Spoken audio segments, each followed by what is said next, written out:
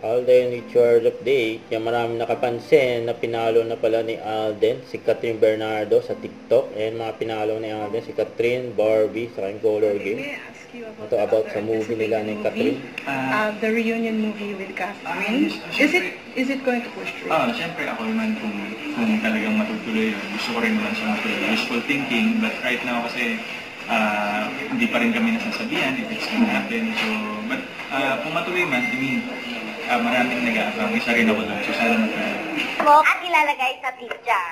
Sa TF Tambayan. Yung mapupunta sa inyong chosen beneficiary. Doon na lang sa sa foundation ko, which is yung AR Foundation, which we send kids to school. Parang sila yung mas deserving mapapalalo na natin dito. Sa pa-post ng Bibo. Do you know what happened with Alden before that? 15% na lang yung battery. Charge mo na! Yan fast charging yan. With 5,000 milliampere hours and Smart Charging Engine 2.0, you can charge to 80% in around 30 minutes and be ready to go in just minutes. People's brand ambassador, Mr. Alden Richards! Yung meet and greet ni Alden. Fast charging.